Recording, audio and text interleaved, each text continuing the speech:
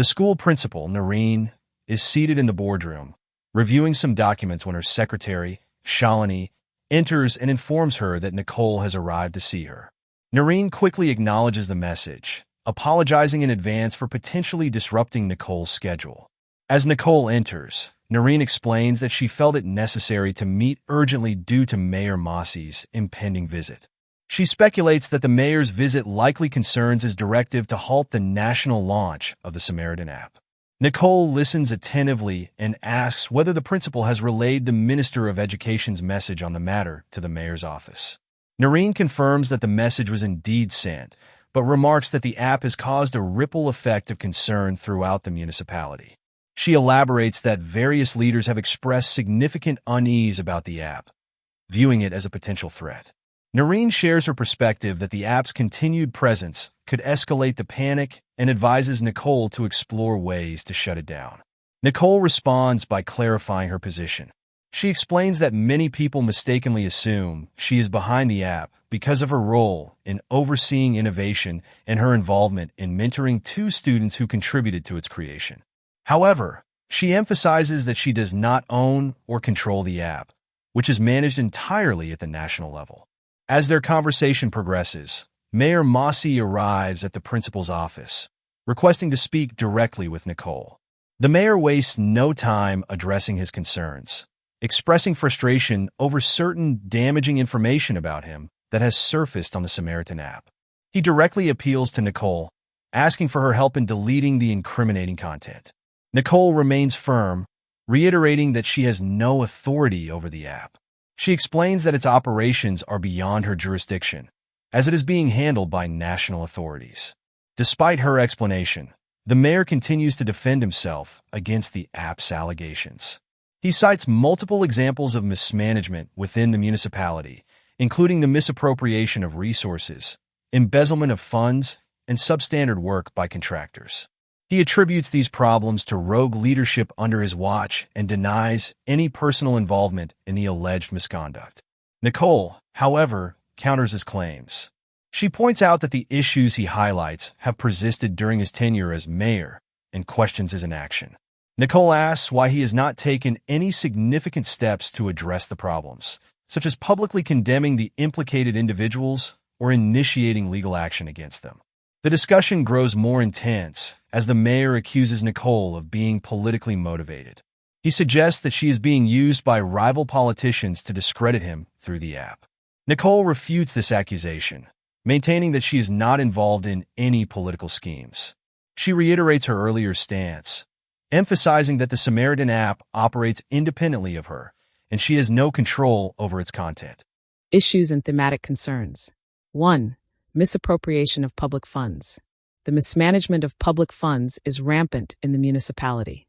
Contractors are often paid significant sums for projects, yet they deliver substandard work. A glaring example is the state of roads, which are left in deplorable conditions, resembling an abandoned battlefield with bomb craters, P62. Mayor Mossie admits to Nicole that many of the individuals responsible for awarding tenders select contractors who not only perform poorly, but also embezzle funds, P62-63. Additionally, Mossie faces accusations of inflating project costs and overseeing substandard municipal projects, P62. He also points out that Ted, the municipal secretary for the Department of Health and Environment, has misappropriated funds to such an extent that he is accused of eating the entire hospital, P63. Ted facilitated tenders exclusively for companies owned by his relatives and friends, conspiring with them to siphon off the budget allocated for health centers. As a result, instead of proper facilities, only poorly constructed site offices, described as resembling cowsheds, were put up, P64. Corruption extends into the realm of urban planning. Seymour, the secretary to the Municipal Department of Planning and Development, is notorious for allowing unregulated construction in exchange for bribes. He allows anyone to build anything as long as they pay $1, Pete 65-66. Mossie also reveals that a faction of municipal leaders pressures him to approve a budget reallocation to provide funds for council members to fight potential court cases, Pete 68. 2. Greed and corruption. Greed permeates the leadership, manifesting in various forms of corruption. Mayor Mossy himself tries to bribe Nicole and her students to withdraw the Samaritan app, offering them an unspecified sum of money to halt its exposure of municipal malpractices. He asks Nicole to name her price, page 66.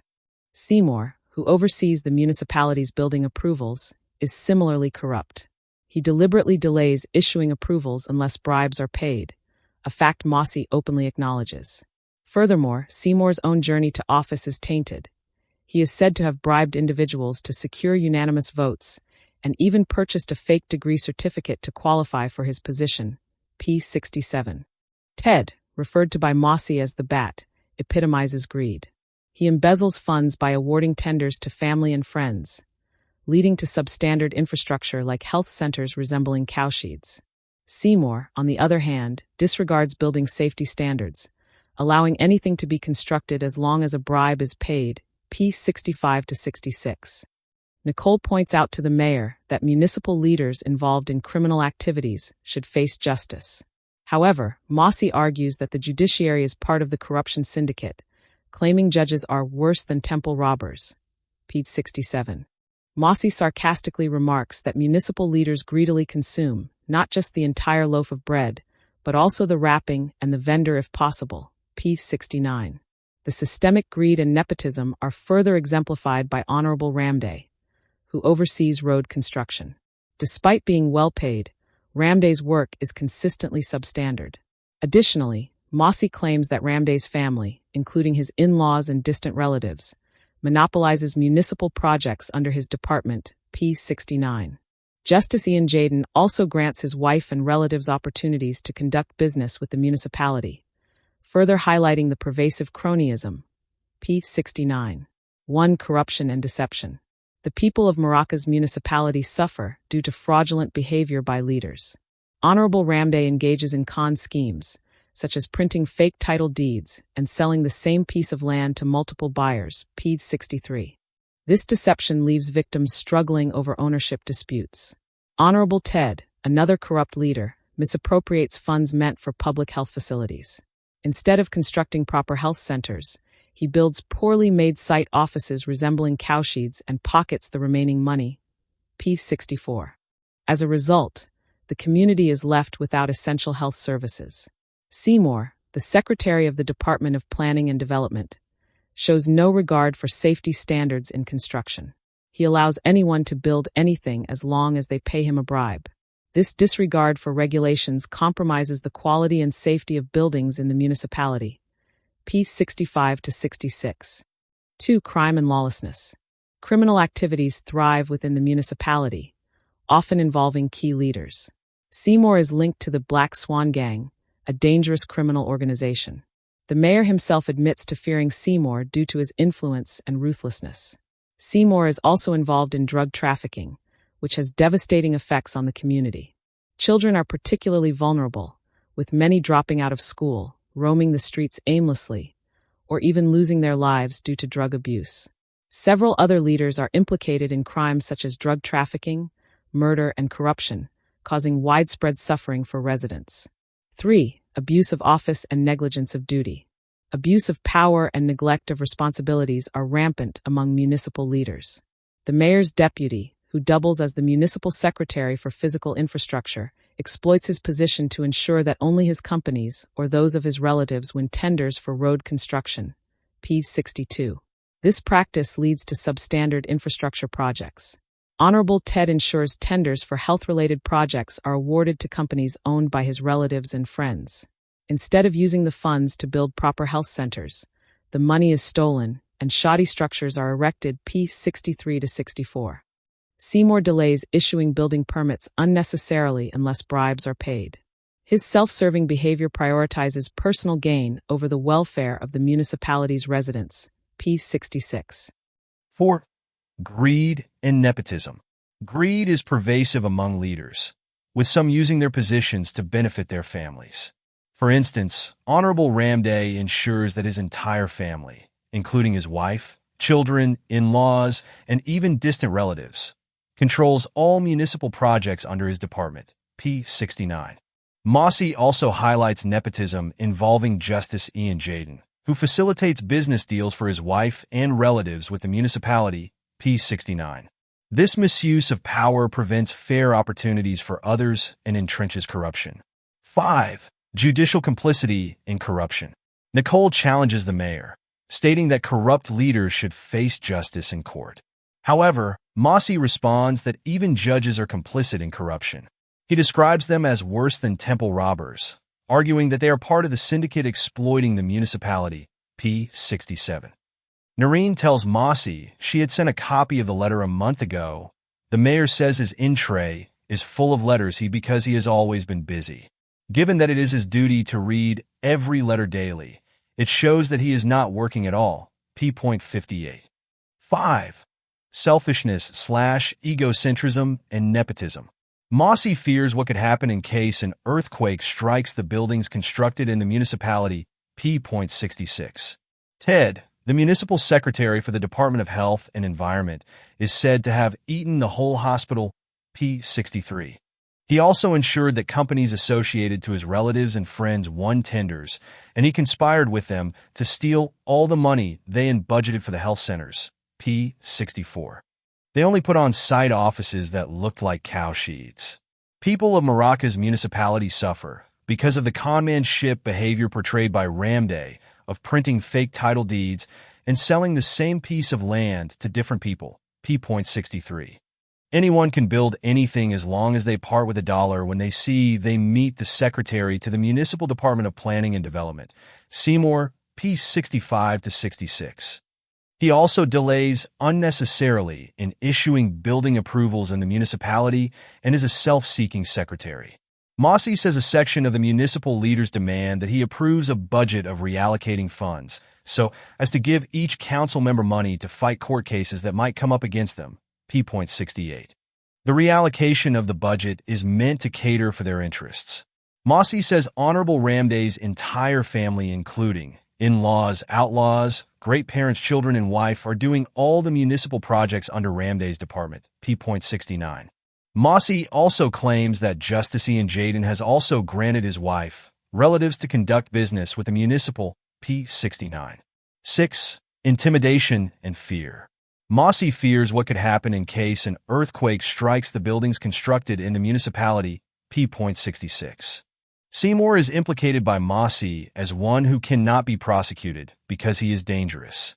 He has a connection with the mysterious disappearance of people in town. He is also behind the murderous Black Swan gang, responsible for shooting and violence, P.66. Mossy also threatens Nicole, indicating that in case she does not delete any post in the Samaritan that casts on him in negative light, she will learn of who Masio Etunya is because he is a mayor, and he will do what she cannot discover, P.73. 7. Drug peddling and trafficking. Mossy says Seymour sells drugs, i.e. narcotic trafficking, hence many children have dropped out of school, P66-67. He traffics drugs all over, and that has led to the destruction of lives of many young people, including his own. Some of them have ended up being cabbage and useless, P.67 and 70. Seymour's wife is his own wife is cabbage too. 8. Blackmail.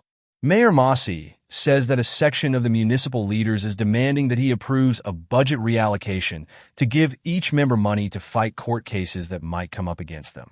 In case he fails to do so, they will pass a vote of no confidence in him, P.68.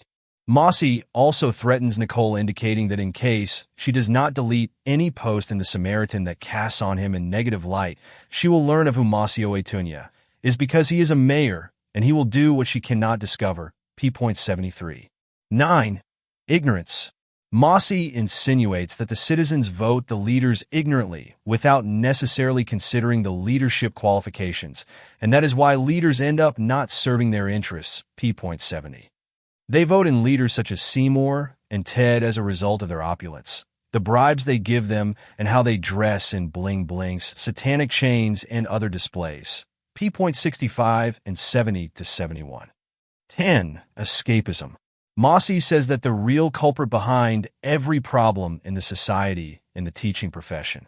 He says the teachers do not teach the right thing, and the products who conduct mess are products on the school system, P72. He blames the judges, too, for hawking justice, p.69.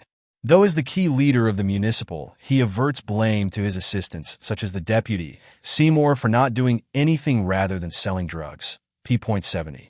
He also blames Ted for his nepotism and corrupt ways that eat into the council's funds, p.63. He generally believes the voters are responsible for the poor leadership because they elected monkeys into the office, and when it hollers they need not complain, p.71. 11. Education. Kids drop out of school because of drugs, p.67. Ted is said to have been illiterate and makes no sense on the council floor. He quit school after kindergarten, p.65. Mossy says Seymour is illiterate and he bought a degree downtown to qualify for a political position, p.65. Mossy blames school system for the poor leaders too, as all the people go through the hands of teachers before coming to the society, p.72. She reports that she takes her work seriously and focuses on the mission of the school found in providing quality education to the children, p.56. Language use and stylistic devices in the scene. 1. Imagery. Vivid description. The boardroom is described in detail as a large rectangular room with a mahogany table and various office furniture, setting a clear scene for the unfolding events, p.54. Mossy's appearance of Ted is exaggerated as he describes him with evil hairstyle, wearing ripped jeans and satanic jewelry, p.65. Metaphor. Ted is metaphorically called a bat to depict his sinister nature, p.64. Children who drop out of school are described as becoming cabbages, a stark image of wasted potential, p.67. Mossy compares voters choosing the wrong leaders to electing a howler monkey and not being able to complain when it makes noise, p.71. A computer program is compared to a monkey eating bananas, highlighting its inability to change behavior, p.71. Similes. Roads are likened to part of an abandoned battlefield, suggesting their poor condition, p.62. Mossy says his deputy gazes into empty spaces like an evil spirit, conveying a sense of uselessness and malevolence, p.63. Ted's site offices are compared to cowsheds, emphasizing their poor quality, p.64. The smell in the chamber is described as like a nightclub and brewery to convey the unpleasant environment, p.65. Seymour is described as having a fake legal degree, compared to a goat knowing law, p.67. Jaden's justice is compared to hawking cabbages, symbolizing its cheap and corrupt nature, p.69. Personification. The Samaritan app is described as damaging Mossy's reputation, giving it a lifelike ability to harm, p.73. 2. Hyperbole. Roads are exaggerated as resembling a battlefield where bombs were detonated, emphasizing their terrible state, p.62. Ted is compared to a bat, an sinister creature, which amplifies his negative traits, p.64. Mossy claims Ted must have quit schooling after kindergarten, illustrating his low level of education, p.65. The municipal leaders are accused of eating the whole loaf together with the wrapping and even the vendor, emphasizing their greed, p.69. Seymour's fake legal credentials are exaggerated, comparing him to a goat who knows law, p.67. 3. Illusion. Biblical illusion. Mossy likens his suffering to being crucified, a reference to Jesus' crucifixion, p.61. He also alludes to the Son of Man cursing legal professionals, a reference to Christ's condemnation of hypocrisy, p.70. Literal illusion. The Samaritan app is accused of presenting a cock and bull story, meaning an unbelievable and implausible explanation, p.73. 4. Idiomatic expressions. The buck stops with you means that Mossy is ultimately responsible for the issues in the municipality, p.62. Mossy uses the idiom eating a loaf of bread to describe how leaders are taking all the funds for themselves, p.69. 5. Rhetorical question. Mossy asks Nicole, "Can you even dare mention that? Haven't you heard how dangerous he is?" highlighting Seymour's threat to others, p.66. 6. Idiophones and onomatopoeia. Idiophones, SHSS, is used to represent the sound of silence or caution, p.5767. Onomatopoeia, whining, p.71, and slamming, p.73, are used to convey sounds associated with distress or sudden action. 7. Euphemism. Seed capital is a euphemism for the bribe Mossy offers to Nicole to make her stop using the Samaritan app. P.61. 8. Irony. It is ironic that Noreen, who supports Nicole's mission, tells her not to get involved in anything that might derail the school's greater mission. P.56. Nicole finds it ironic that Mossy, who should fight corruption, offers her a bribe to stop her from exposing municipal problems. P.59. It's ironic that Mossy, despite being the mayor, claims he cannot change anything in the municipality. P.68. The situation is ironic when most leaders are criticized for involving their families in municipal projects. P.69. Mossy's remarks about Seymour and Ted reflect the irony of supporting corrupt individuals in the past and later criticizing them. P.65-71. 9. Sarcasm. Nicole sarcastically asks Mossy if he is really responsible for the municipal problems. P.63. She also sarcastically inquires if his deputy is truly a disgrace. P.63. Mossy uses sarcasm to comment on Ramday's family involvement in the municipal projects. P.69. Mossy sarcastically refers to Seymour as a goat with fake legal papers. P.67. 10. Satire. The scene satirizes the corruption of leaders like Mossy, Ted, and Ramday, who are portrayed as unqualified, corrupt, and selfish. Mossy's portrayal as a leader who passes responsibility to others satirizes the ineffective governance of the municipality. The failure of the justice system and leaders engaging in crime is also satirized, with the mayor's incompetence and corruption serving as a focal point. 11. Humor. Mossy humorously compares Seymour's legal knowledge to that of a goat. P.67. He also uses humor to describe Seymour's appearance and behavior as a threat, exaggerating the negative qualities. P.70. Mossy adds humor with his comment about electing a monkey to office and then complaining when it starts howling. P.71. 12. Proverbs and wise sayings. Nicole uses the proverb, "An elephant that kills a rat is not a hero," implying that using excessive force does not make someone a hero. P.57. Noreen's proverb, "If you dare an elephant into a wrestling match, it will trample you," implies that challenging a powerful force will only lead to defeat. P.57. Character portrayal and characterization of Nicole. Ambitious. Nicole is portrayed as ambitious, with the principal acknowledging her drive. P.56. Firm and daring. Despite threats from Mossy, she remains firm and refuses to abandon the Samaritan app. P.56. Sarcastic. She uses sarcasm to confront Mossy, calling out his contradictions and blaming him for municipal problems. P.63. Critical, ideological, and liberal-minded.